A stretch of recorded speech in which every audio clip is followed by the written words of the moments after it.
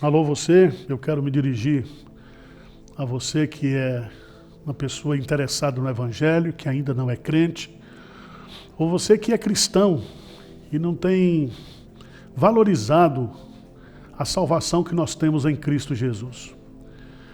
O Evangelho é a boa notícia para o mundo perdido. E a palavra de Deus nos diz aqui em Hebreus capítulo 2, versículo 3, uma pergunta que o escritor faz depois de expor a grande salvação que nós temos através de Cristo Jesus. Ele faz uma pergunta: como escaparemos nós se negligenciarmos tão grande salvação?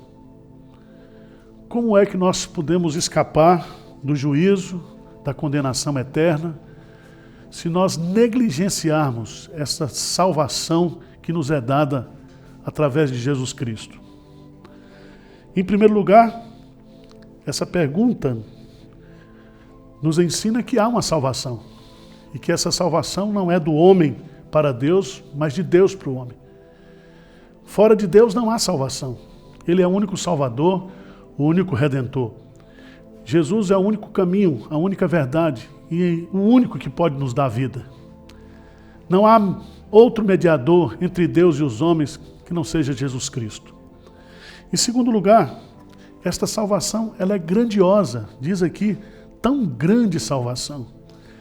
Essa expressão tão grande é uma expressão no grego para mostrar a imensidão dessa salvação, o tamanho grandioso dessa salvação.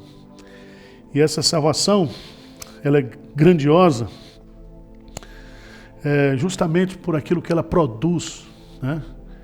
Que é a vida eterna.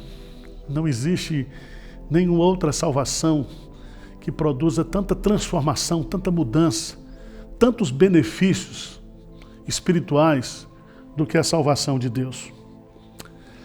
Mas em terceiro lugar, essa salvação de Deus, essa salvação grandiosa, essa salvação ela pode ser negligenciada. Quantas vezes você já ouviu o Evangelho? Quantas vezes você já estudou o plano da salvação, a doutrina bíblica da salvação? Quantos sermões você já ouviu? E muitas vezes você não atendeu esse convite. Você negligencia essa oportunidade que Deus tem lhe dado. E nós precisamos tomar cuidado, porque em quarto lugar, aqui há uma questão muito séria. Ele diz assim: se negligenciarmos essa tão grande salvação, como é que nós escaparemos? Como é que nós escaparemos do juízo de Deus, da condenação eterna, da morte eterna? Não existe forma de você escapar.